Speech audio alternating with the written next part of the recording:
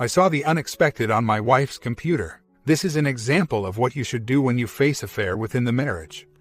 The story is lengthy, so the second part will come out a few hours from this video. Let's get started. So, 2 nights ago, I got up in the middle of the night because I couldn't sleep. I found my wife left her computer logged on, and I've been suspicious she is cheating. So I looked, and sure enough, there were emails between her and another man for about 6 months now. We live in the West Coast. He lives in the East Coast. I quickly forwarded the emails to myself, and then woke her up, confronted her, and made her leave the house. We have 2 small children and have been married almost 11 years. I had feelings something was up for a while, because her behavior changed and there was no intimacy anymore. But I chalked it up to having to deal with the kids. I work from home and she works full-time, and so I'm the one who handles everything with the kids. She is the primary breadwinner. After kicking her out, I made her come back and stay home with the kids that day and took off. I did some research and found out the guy is married, 10 years older, and has 3 kids. I got his contact info and his wife's. I tried contacting the other man, but got no response at first. I contacted his wife to let her know what was going on. I never heard back from her either, but my wife, very angrily, informed me that his wife got my message. She asked me what I wanted and I told her I don't know. She says she has fallen out of love with me, and that they've only met a few times on business trips and flirted. But the last time, they kissed.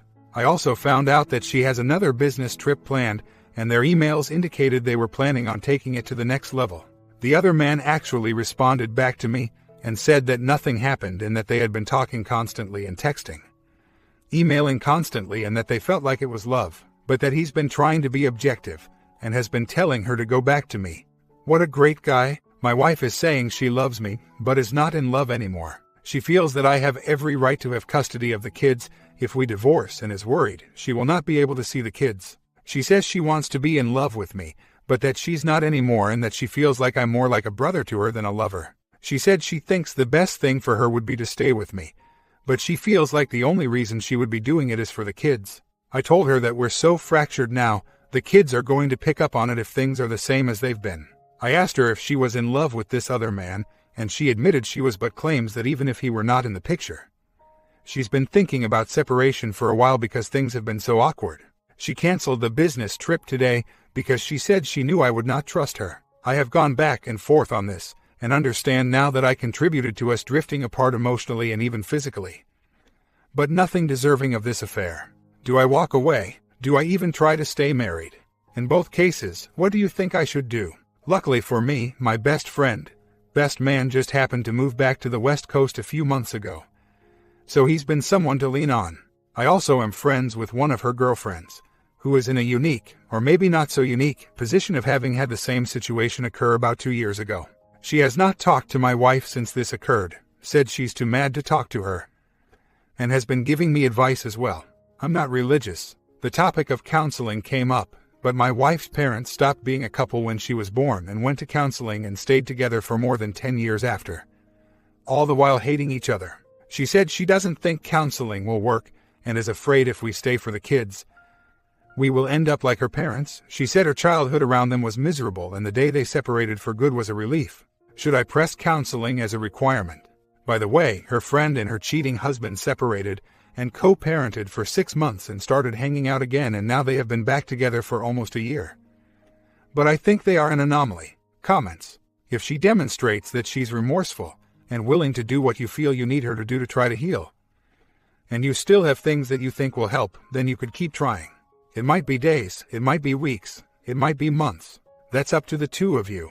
It can take years to recover fully, and your marriage might not ever be what it was originally, though. Counseling. Your in-laws' counselor didn't cause those problems. They made decisions along the way that caused those problems. It could be that they got a bad counselor, and they didn't choose to fire her. It could be that they decided on their own that they would stick together at all costs. But you and your wife are your own people, and you can decide for yourself what will work for you. I do agree that staying together just for the kids is a bad idea. I'd say your first step should be to make sure you understand the truth about what happened. You may not need details. That's up to you. But how long, how involved, etc. You can't agree to forgive if you don't know what you're forgiving. Second step is making sure she accepts that what she did was entirely her decision. and that she's remorseful about making those decisions. It wasn't an accident or mistake. It was a deliberate sequence of decisions and actions that she took, all on her own volition. Until she owns that, there can't be any healing. She should be willing to explain herself to anyone that needs to know. That may include her and your parents. Kind of like the AA approach of apologizing to those that were affected. You'd also need to figure out what went wrong in your marriage. An analogy I've used is that an affair can be like a heart attack. Yes, you need to fix the immediate life-threatening crisis, the fallout of the affair. But if you want the patient, marriage, to have a healthy recovery, you need to address the things that lead to the heart attack, like bad diet, weight, etc. In a marriage, that may mean spending time dating each other again, working on connecting with each other and communicating, etc. While none of those things are acceptable reasons for her to have had an affair, her decision was likely not made in a vacuum. But she always had the option to end the marriage before seeking someone else. And she didn't do that. I should say that I'm the one in my marriage who had an affair. As far as I know, I've never been cheated on. Just saying that to let you know where I'm coming from. Good luck. I really hope, for the sake of your family, that you two can recover from this and rebuild your marriage to point zero. But I would understand completely if you can't. And to be honest, to truly fix the marriage, you, as the betrayed spouse, need to be willing to say nope, this isn't enough, and stand your ground for what you need to heal. If you roll over and let this get swept under the rug, things won't get fixed and she's likely to reoffend. But based on your first post, I don't see that as likely. But whatever, you should make an appointment to talk to a lawyer ASAP and understand your rights, responsibilities, and options. What your next steps could be, going down either path: reconciliation, divorce, separation. Protecting yourself and your children has to be a priority. One plan I've heard suggested is finding out the top divorce lawyers in town and have meetings with each of them, top likely determined by your budget. Once they've heard your story, they can no longer take her as a client. Not sure if this is true, but sounds reasonable. You don't say where you're from. You will want to find out soon if infidelity has any impact in your jurisdiction. Getting a signed confession from her now, while she's feeling guilty, may aid you later if things fall apart. But in many areas, infidelity isn't a consideration. And since they apparently never actually had sex, I'm not sure it would be a factor anyway. That's where talking to a local lawyer is critical ASAP. OP responds. In terms of infidelity, to me it doesn't matter much if it was just kissing or fondling or sex. She has been deceptive, and I don't believe any of the things she said.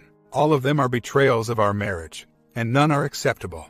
I realize I need to not focus on her and the other man anymore. When I contacted the other man's wife, my wife was livid, as if my part was the hurtful part. Since then, she has focused only on consoling the other man. She is not taking a single step toward repairing our marriage. Last night and this morning, she did not even acknowledge me when she walked in and quickly out of the room. I think regardless of what I want, I need to protect myself. At this point, I'm the one that is going to be doing things behind her back. I'm contacting an attorney today to see what I need to do. I've already contacted the other man's family. However, I think the best course for me is to hold off on telling anyone else until the divorce papers are served and then letting her family know. She still has a bad relationship with her mom, so we'll not be talking to her about it anytime soon. I actually talk to her mom more than she does. I think at that time, I should start letting our mutual friends know as well. She hasn't talked to anyone but the other man about it as far as I know. She's got too much pride to say anything to them. This way, I can unleash all of these things at the same time and really send the message home that what she did was wrong, and to let her deal with all of it at once. I've gotten no respect from her. She is the one who did this, and I shouldn't be the one fighting to keep our marriage together.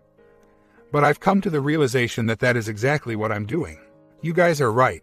If she doesn't show she's fully invested in fixing things, there's no point in pushing her to. There are only two outcomes that will not leave me a broken person at this point. A reconciliation in which she shows she does want to fix things 100%. Or a divorce in which I am able to protect myself and my kids. Or a combination of those two. Update. I did believe they had sex because a few months ago she bought all this new sexy underwear and made a big deal of it. But when I did laundry, I never saw it. I realized each business trip, the underwear would be in the hamper. Instead of accusing her of this, I told her I needed her to be brutally honest because I knew everything. And I mean everything. You guys were all correct. She quickly confessed. Yesterday, I was out with the kids and being active to get it off my mind. It really did seem far removed as I was enjoying my day, but I suddenly had a panic attack. I actually thought it might be a stroke or heart attack. It lasted almost 3 hours. Super rapid heartbeat, wheezing, and numb arms. My friend assured me it was a panic attack and to just sit, but it really lasted 3 hours. That's when I decided to confront her about the truth. When she got home, I told her about the panic attack and said I couldn't be a good parent if I was dealing with panic attacks, so I told her she had to move out. I said I would stay with friends this weekend, and by Monday she had to be out. She asked if she could have more time. I stood my ground and said no, don't come home Monday. She told me the OM's wife got my message at the breakfast table with her 3 kids and just started screaming. So even his kids know about it. I did want to spare his kids, but felt the wife deserved to know. I told her for the time being, she could see the kids on the weekend only unless she made a request, and I said yes. I told her that I reread the emails, and told her to do the same, and she would notice her emails would be along the lines of "I miss you. Can't wait to see you." The OM's emails replies would be sexual, innuendo. I said, he's out for sex only and fooled you.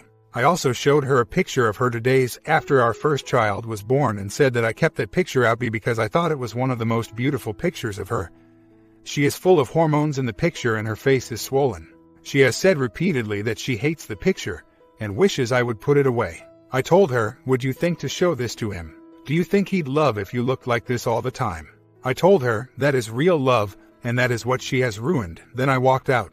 Something new every day. So I talked to my older kid, age 6, who called me today and wanted to talk to me. She is usually very chatty and exciting. Today she was very quiet and reserved and took long pauses between speaking. My heart was broken. I was having lunch with a friend who is putting me up for the night. Here's to good friends, and in the middle of lunch, I checked my email. Guess what? Some of my emails had gone missing. They were not in my trash folder either. I sent my wife a text asking if she had deleted any of my emails. Her reply, when? My reply, anytime? She said, yes, I deleted the emails you forwarded to yourself. So, my friend says that if it's a Yahoo account, they will restore emails deleted within 7 days. So, I requested my emails be restored and changed all my passwords. Tomorrow, I go home after a weekend spent with supportive friends. I can't eat any more steak. I'm going to let her know it didn't even work, and that if she intends to be a good co-parent, she needs to stop all this deception. It's obvious to me that she is still doing what she has been for months, trying to hide her tracks, even the ones that have already been discovered. By the way, someone asked earlier how many trips they've both been on. Since this started, she's been on a ton of trips, but I can only confirm he's been on 3 of them, although it's possible it was up to 5. Also, to clear up my first post regarding custody, she didn't actually say she relinquishes custody, but said that she felt the kids and I should stay in the house no matter what. She said her staying in the house is up to me. She said she would like to be able to stay on the weekends. I know this is going to sound like me conceding, but I do want her to be in their lives. I am still only letting her stay on weekends, but I don't want my kids to feel like something is missing. I would be open to her helping on a daily basis, but not anytime soon. One of the main reasons I am mad about this is because it woke me up to how little she has paid attention to the kids as well all these months. She comes home and goes to the bedroom to try on outfits for hours, hides behind the computer and her cell phone instead of interacting with them. That was time thinking about looking good for the other man, and emailing, texting, calling him. It made me aware that the other man had become more important than the kids too. It wasn't just me she left behind. She ignored the kids for months. I look back and think of how many times I sat on the floor in front of her playing with the kids while she was sitting on the couch emailing this guy on her computer or texting him on her phone. I told her she had neglected the kids to all these months when we last spoke last Friday as well. And when I said it, she began crying and said she didn't realize she had done that. But now that I brought it to her attention, she agreed. By the way, I just want to reiterate all of those who have taken time out to respond and give advice to a total stranger. You've all brought me a lot of comfort knowing that others have been here and can relate at a time I feel very alone. Honestly, we haven't had sex in such a long time. I don't think the tests are necessary yet. It's almost been a year and her job only started in February. True, she could have been cheating before, but she was still interested back in February when she last tried to have sex with me. In actuality, it's been almost a year that we've actually had sex. I realize now that when I say I contributed to the marriage failing, but bear no responsibility for the affair, The part I played is that I have hang-ups about sex. Childbirth was very difficult on my wife, and she wanted me to be there to watch the whole thing. After, I know I withdrew from her, and it never got back to how it was before. If it was bad, we stopped for a while then tried again. Anytime it was bad, we stopped again for a while. After she had surgery in December, I kept thinking she needed lots of time to recover. But now I know it was an excuse because of the fear I had of her childbirthing experience. It terrified me that I would hurt her. The first time after childbirth was very painful for her, and it was about 6 months after the baby. At this point, all the deception she is piling on makes me think this is over. There hasn't been one attempt to comfort me or make me think she wants to be with me. If at some point we reconcile, yes, I will require it be done. Also, I'm now concerned about one other issue. The other man wife did not reply to my message, but she friend requested me on Facebook. I am suspicious of this because she didn't write anything back. I'm afraid it's the other man with access to her account. Additionally, I'm concerned about contacting the other man wife again because I don't want to fan the flames. I'm concerned about the possibility of a civil suit against my wife which would affect the finances of my kids and myself. My wife could get fired too because these geniuses use their work email. And I remember another employee at her work getting fired a while back for this very reason. Yes, losing her job would make things come crashing down on her, but it would also affect my kids' finances. Also, a previous poster responded regarding my wife losing respect for me because I was not working. I completely agree that contributed greatly to her loss of respect. I do work, but I work from home. My job requires I sometimes go at the drop of a hat, so if I have the kids, I have to give that paycheck to someone else instead of taking the job. I do still make money and could make enough to support the household if I did it full time.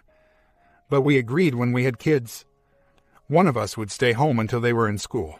My youngest starts preschool next month, so that was when I was supposed to go back full time. I allowed her to work instead of me because she is very ambitious and landed a job at a really good company. It was really important to her to have a career she was proud of, so I supported it. Even though I wanted to work too, she started getting promoted a few years ago, so I pushed back going to work. We bought a bigger house to accommodate a growing family, but that meant no more childcare to save money. I would love to continue the plan for me to go back to work full-time, but because it now seems like an impending divorce, I have been applying for jobs this week that pay about half of what I could make and that I'm overqualified for because if it's me with the kids all weekdays, I'm going to have to get a job that will require a more defined work schedule. 9 to 5, so I can have childcare in place and still pay expenses. But I have to consider what is best for the kids, even if that means a career that is different from the one I want. Comments. I really don't think that I could write anything that isn't any different from what the others have, but I'll try. All I can say after reading this is that the safest play you have is to see an attorney. As in right now, let's get one part of the puzzle dealt with first. She did have sex with the other man.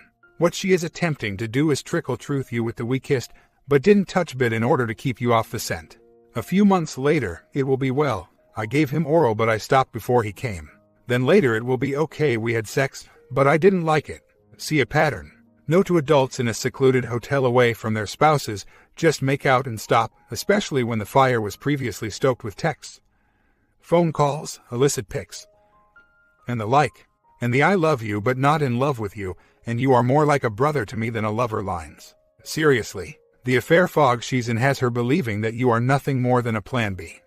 A backup plan, the third string QB that can be easily replaced. Otherwise, she would not have went ballistic when you told his wife. She would be making every effort to reconcile your marriage, and not worrying over his well-being. Read between the lines, my man. You will always be wary of every phone call, email, and text she gets if you decide to stay with her for the kids like I tried to. That is no way to live life. Get a lawyer and deep six this cancer, before it spreads. Never mind. Seems like you have been proactive regarding the situation. Good deal. Just make sure that you don't give her any ground regarding custody. Once she gets some legal advice, she'll do a 180 and want custody. Take it from many of us who deal with this every day. It sounds like your WW is too far gone at this point, and it's certainly good for you to find your strength and do what is right for you and your children. It is difficult and amazing to me to hear how parents can get so caught up in their BS fog that they literally push their own, often very young, children into the background noise of their lives. Your WW needs to be tremendously ashamed of her, but she also very seriously needs to feel unrelenting shame for the way she has treated your children. And she continues to do it. I would bet that her deletion of the forwarded emails means that she and her other man are terrified that you will take all of this to their company HR or higher-ups. He is busy not just trying to keep his own BW from throwing him out, but to stop you from exposing them at work. Your WW now has her mind taken up both by her and her fears about her job. Kids? What kids? Can't worry about those pests while important things are happening. OP responds. The reason I've let her stay weekends is that the attorney I spoke to said I should create a pattern of behavior to establish what is the norm for the kids. If she stays at home with the kids on the weekends, it establishes that she gets them weekends.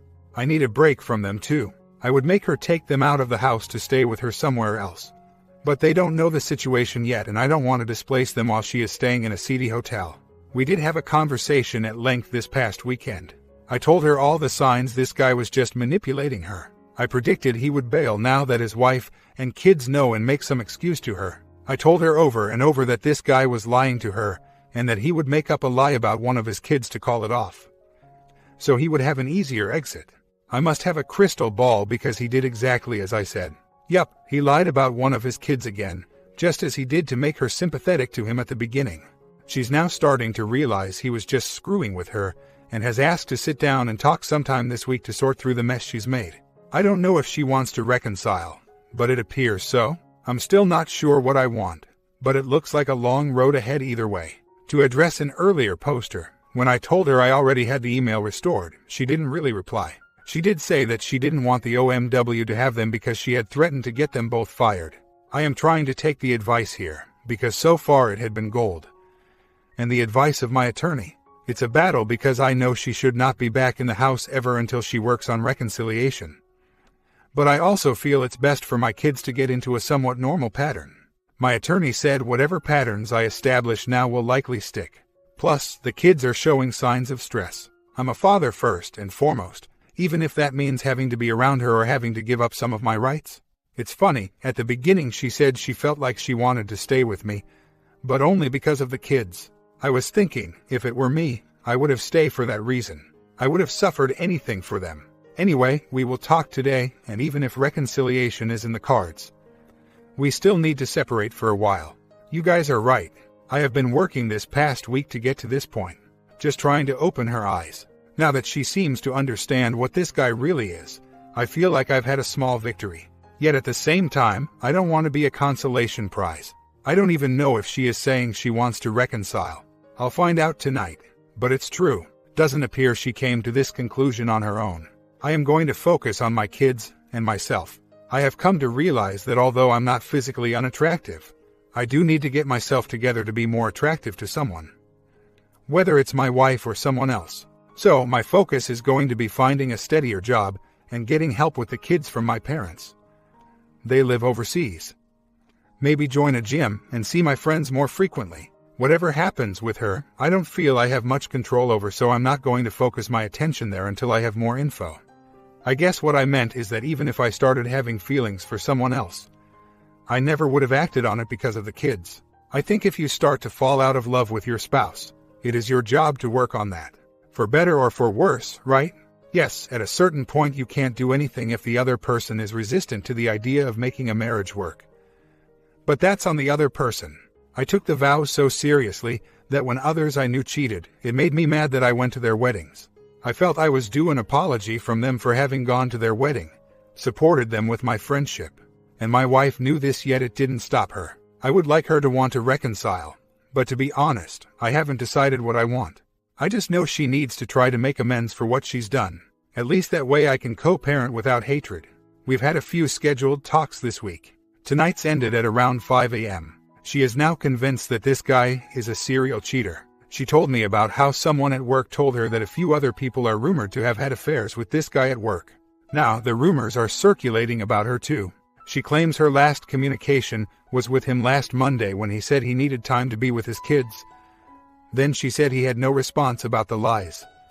So she told him not to contact her anymore. I was suspicious she was lying, and so I asked her for her password so I could check her phone for texts, emails, calls. I told her I want all the passwords, because I didn't believe her. She agreed.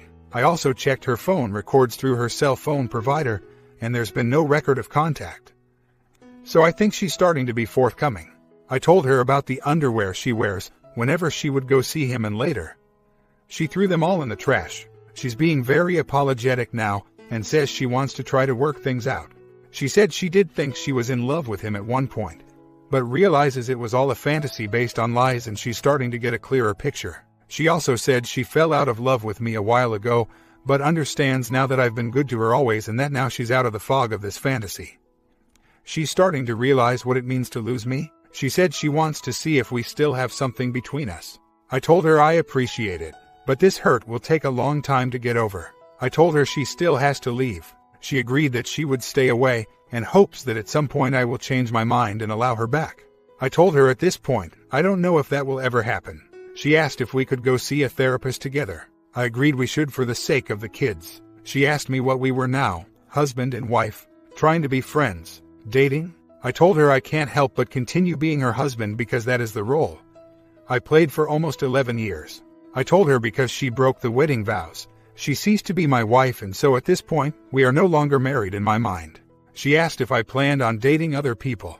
I said there's obviously no one now, but it's a possibility. She said she would not be seeing anyone and will wait in the hopes we can reconcile. I'm seeing a therapist on my own tomorrow. She said she would see one this week. My dad is coming to stay with us in 2 weeks, so he can watch the kids and I can get my stuff together. I haven't decided what I want still because it's still so fresh in my mind, and told her that I don't think I could ever really trust her or forgive her. Here's the thing. I never once considered she could do this, so it made me think she was incapable of it.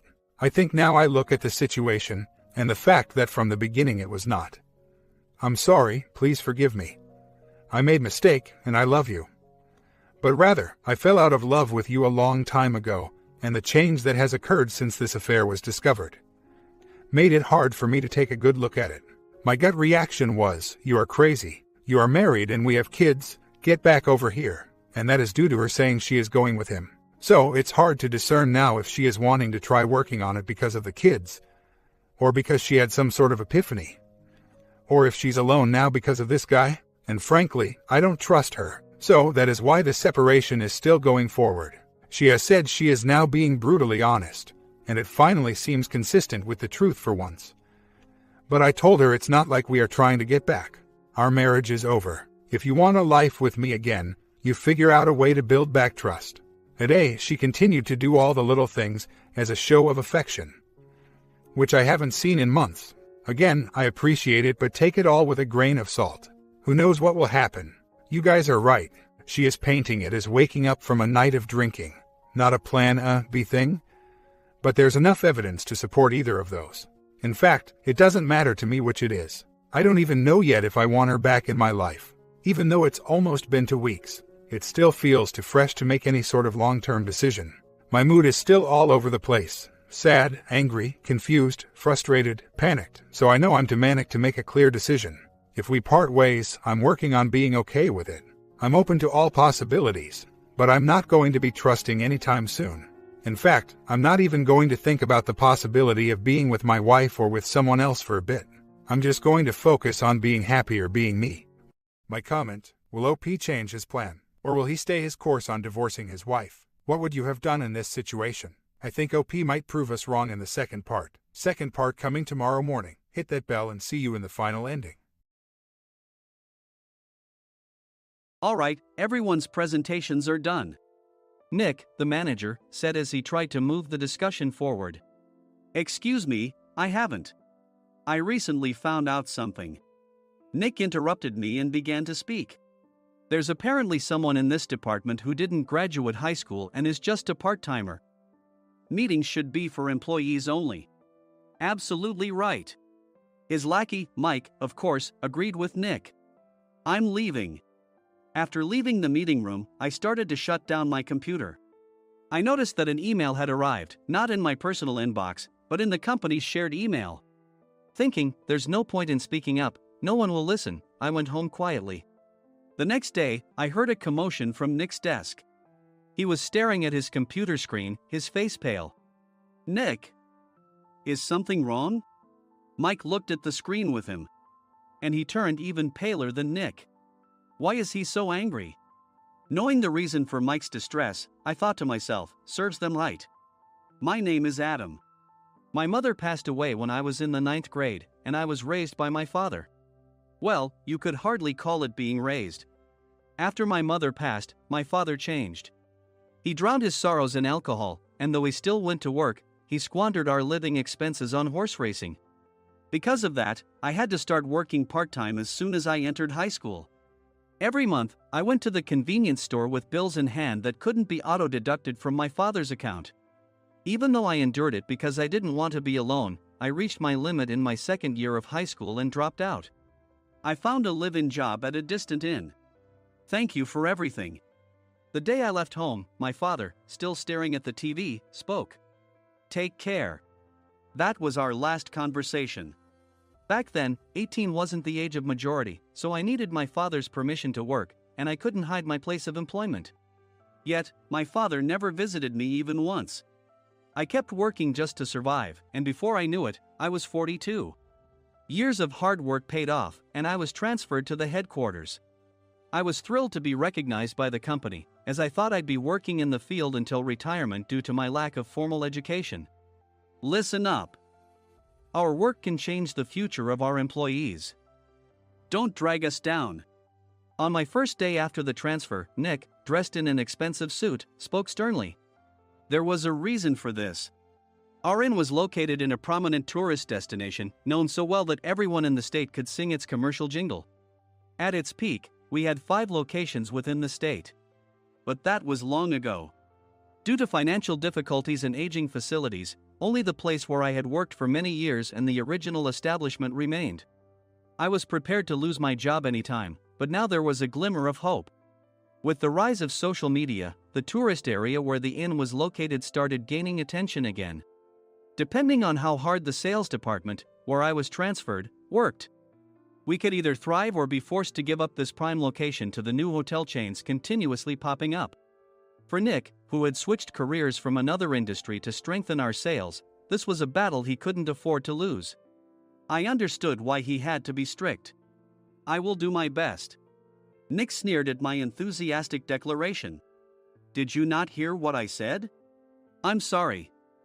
I thought I was listening carefully. Out of habit from years of customer service, I apologized reflexively, though I had no idea what had offended him. Someone was watching me with a smirk. In this department, there are those who are expected to excel and those who have been shoved here because they have nowhere else to go. You are the latter. It was Mike, the section chief. He's 7 years younger, at 35. But he was called to headquarters much earlier than I was and had been moving around within the headquarters ever since. I'm not jealous, but I can't accept that he's my boss. Graduating from a prestigious university, he has an unusually high pride and caused many problems as a newbie, making things very difficult for me when I was the front desk leader.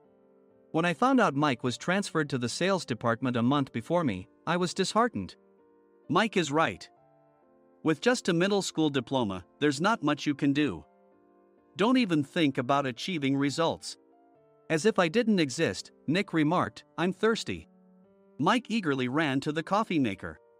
It seems Mike is Nick's lackey.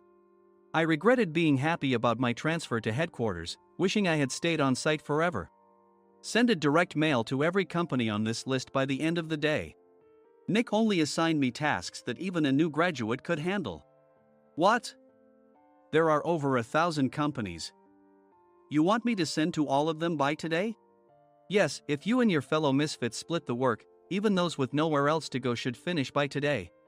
I glanced at the employees typing away expressionlessly. They were worn out from customer service, only thinking about leaving on time, or were women reassigned after having children, with zero motivation for work. Even Sam, a new graduate from the same university as Mike, who was supposed to be among the expected achievers, had no enthusiasm for the job, having joined the company wanting to do customer service.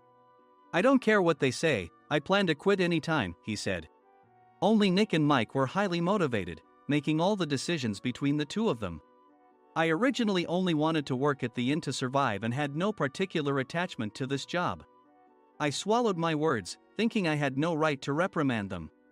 About a month after the transfer, Nick told us with a frustrated look. To commemorate the 50th anniversary, we've decided to create a plan exclusive for one group per day. Originally, Mike and I were supposed to come up with it, but our president, Mr. Thompson, insists on hearing everyone's opinions. So, you all get a chance. As Nick explained, Mike began handing out prints. Make sure not to embarrass Nick. If your ideas are half-baked, you'll have to redo them. It seemed that they had printed his handwritten notes by Mr. Thompson, which included several questions and a section for free responses. It made sense why Nick had to seek our input, given that all responses had to be submitted to Mr. Thompson.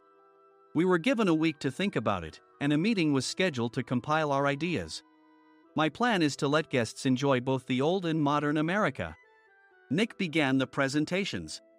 Guests would watch a master confectioner at a nearby traditional sweet shop make sweets in front of them. The welcome drink would be premium tea in a bottle. Nick's plan was certainly attractive. After his presentation, Nick called on us to present in the order we were seated. Just as I stood up for my turn. All right, everyone's presentations are done. Excuse me, I haven't. I recently found out something. Nick interrupted me. There's someone in this department who didn't graduate high school and is just a part-timer. He was likely talking about me. I joined the company as a part-timer and was made a full-time employee when I turned 20. That was 20 years ago, so Nick and Mike probably had no chance to know until recently. Meetings should be for employees only. Absolutely right. After that, Nick kept creating opportunities to solicit everyone's opinions, purposefully excluding me from speaking. The meeting unexpectedly heated up and went past the scheduled end time. A few people asked to leave, and the discussion continued with the remaining few. Still here? Normally, you'd leave in that situation. Though I had no attachment to the job initially, hearing kind words from customers made me want to make them happier. For someone like me, with nowhere to go, the inn was my home and customer service was my life. I felt pathetic about my current self. I'm leaving. I left the conference room and started shutting down my computer. I noticed an email had arrived, not in my personal inbox, but in the company's shared email. Thinking no one would listen to what I had to say anyway, I quietly went home. The next day, while preparing the DM as instructed, I heard a commotion from Nick's desk. In his haste to stand up, he hit his knee on the desk. He stared at his computer screen, his face pale. Nick! What's wrong? Mike, thinking he should be the first to rush over, approached Nick while still wearing his coat. He peered at the screen with Nick. And he turned even paler than Nick. Why is he so angry? Who is responsible for this company? Nick, more irritated than ever, asked, and Mike answered without checking. Probably Sam. Sam wasn't there because he was attending a morning training session for new hires. Nick gave up on getting angry and returned his gaze to the screen. They were looking at an email that arrived right after the end of the working day yesterday. Apparently, no one, including me, had checked it before leaving. The email was from a large company that used us for their annual employee trips. The president and executives of that company also frequently used our services personally. President of the company, Mr. Mason himself, had declared that neither he nor his company would ever use our services again. Well, some companies cancel their employee trips or stop using our services due to financial struggles. Let's just move on. Mike kept wiping the sweat from his forehead with a handkerchief. Knowing why Mike was so agitated, I quietly watched their interaction. Do you know how much revenue we get from that company? We can find other guests to fill the rooms, but we'll lose the banquet costs, gift shop revenue, rental car fees, and more. Moreover, the gifts were supposed to be prepared by the traditional confectionery shop involved in Nick's proposed plan. If it's known that we incurred such a huge loss at this critical time, Nick's position in the company would be jeopardized. Nick took a deep breath, seemingly trying to calm himself. All right, Mike. Go to New York right now and apologize to Mr. Mason. What? You're coming with me, right? I have urgent work to do. I trust you, which is why I'm entrusting this to you. Please.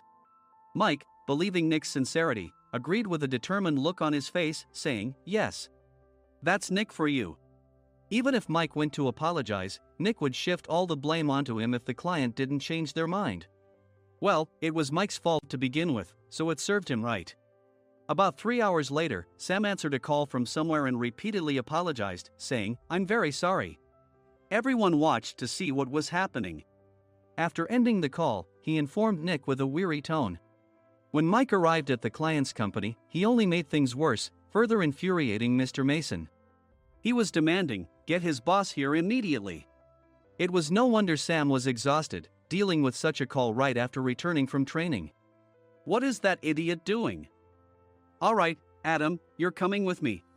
If sacrificing Mike didn't work, then I must be next."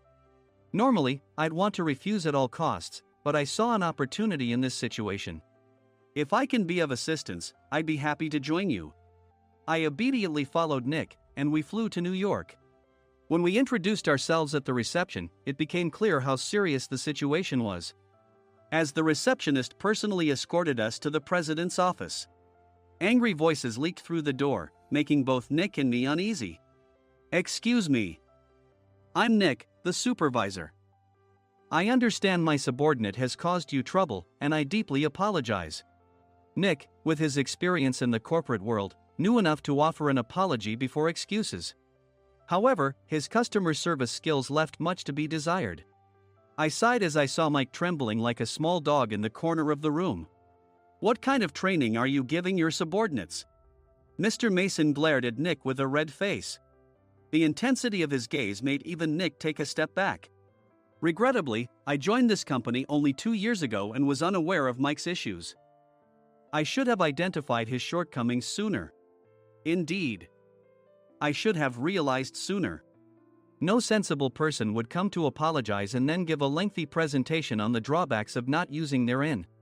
Nick froze, his mouth slightly open. Suspecting the worst, I picked up the documents that had fallen to the floor. It seemed Mike hastily prepared these documents on the plane, listing the disadvantages. Disadvantage 1: if you change the venue for the company trip, employees might suspect it's for cost-cutting reasons, leading to a negative impression. Reading it aloud half-jokingly, Nick snatched the papers from my hand and checked the contents with a furious expression. Among the stack of documents was a receipt from a nearby convenience store's copy machine. I felt a pang of dread, hoping he hadn't shown the receipt as well. What do you think he said when I asked what kind of nerve he had to do this? "I'm very sorry." Faced with the dire situation, Nick must have thought there was nothing left to do but apologize.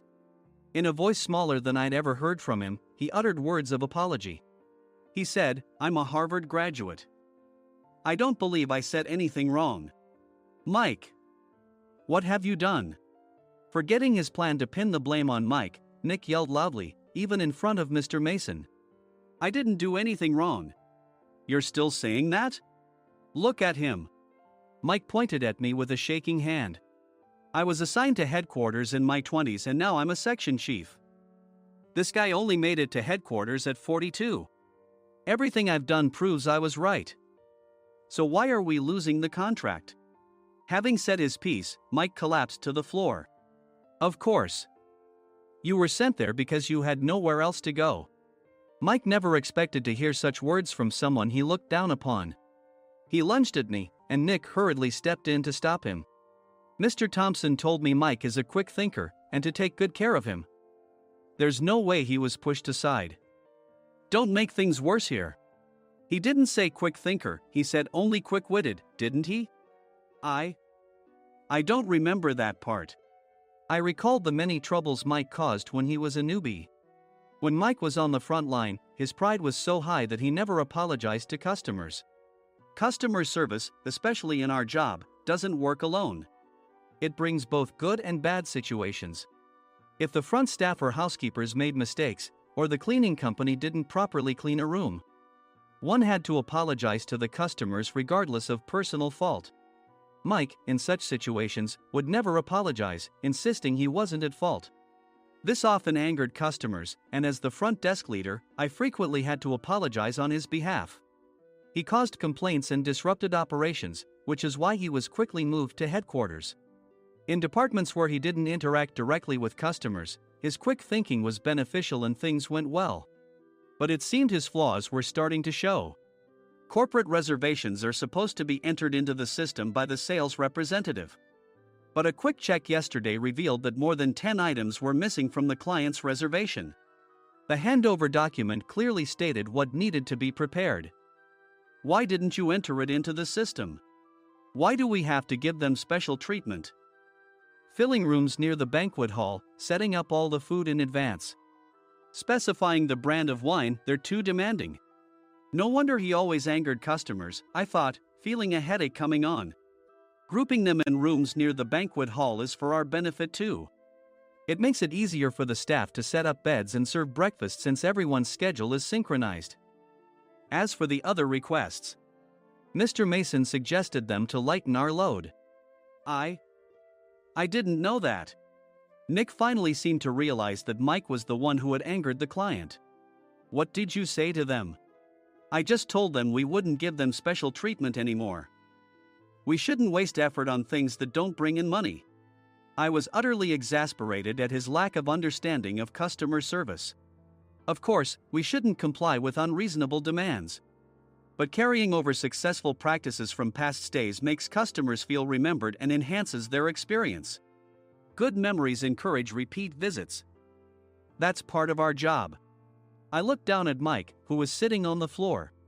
In our job, nothing is a waste. Mr. Thompson likely moved you to the sales department, hoping you'd finally understand this. How do you think he feels now that you've failed to meet his expectations? Mike, tears in his eyes, fled the president's office. I was amazed he still hadn't apologized. You have it tough, Adam. It's okay, we're all employees of the same company. I deeply apologize for this disrespectful incident. Especially after all the care you've shown us. If it weren't for you, Adam, I really would have stopped staying here. When I heard you were moving to the sales department, I was willing to reconsider if you handled it. Seeing us talk so amicably, Nick's face contorted. Do you two know each other? Adam's service is excellent. I always requested him specifically. Normally, we don't accept specific staff requests, but we made an exception for Mr. Mason, adjusting my shifts accordingly. He had personally stayed at our hotel just before my transfer, and during casual conversation, I mentioned, I'm moving to the sales department soon. If I hadn't told him then, things could have been much worse. Please continue to take care of us. I look forward to it. On the return flight, Nick awkwardly offered me a can of beer. It's still working hours. Of course, I had no intention of forgiving him for a single beer. Nick might try to pin everything on Mike and avoid any consequences. While pondering this, a startling fact came to light. Nick, the tea bottles for the plan have arrived. I handed Nick a bottle labeled with our inn's name. They look good. What are you talking about? These are plastic bottles. I had assumed we would use the trendy, high-end bottling tea. But what arrived were ordinary plastic bottles of tea with customized labels. The only unique aspect was the label, which had the inn's name, making it look customized. Upon further investigation, I discovered that a substantial amount of money was set to be paid to the tea company. It was priced like bottling tea. Does this plastic bottle really cost $100 each? The tea inside is specially blended for us. The extra cost is for that. Wouldn't it be better to use another tea company? Or is there a specific reason we must use this one? As Nick continued to make excuses, I showed him a printed email. I informed the tea company's president, Mr. Mitchell, that we discovered irregular payments and he confessed. He said you two were high school classmates and planned to split the extra money. That idiot. Why did he confess? That's not important. You should worry about yourself, this could turn into a police matter. Opening the bottle cap, I suggested. How about calming down with this tea? It supposedly has a relaxing effect. Nick drank the tea frantically. In the following days, decisions were made about their fates. Mike was reassigned to the General Affairs Department, with no chance of transfer or promotion, as per Mr. Thompson's orders. As for Nick, since the payment to the tea company hadn't yet been made, he narrowly avoided legal trouble. Instead, he was encouraged to leave the company, and to avoid further complications, Nick submitted his resignation. Rumor has it that connections between HR departments have made it difficult for him to find new employment.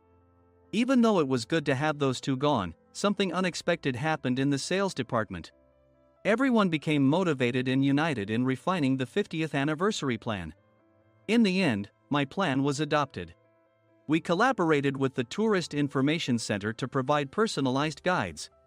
The plan, tailored to the number of guests, was truly special for the 50th anniversary. Hey, is Adam's family coming to stay? I immediately booked that special plan for my family. Sam noticed it on the reservation list and quickly picked up on it. Yes, I'm inviting my father. That's great. I might invite my parents too. I lacked the courage to face my father just as Adam. But here, with the confidence Mr. Mason praised, I felt ready. The 50th anniversary plan was a perfect opportunity to reconnect with my father. I hope to bring back the days when we could laugh together as we once did.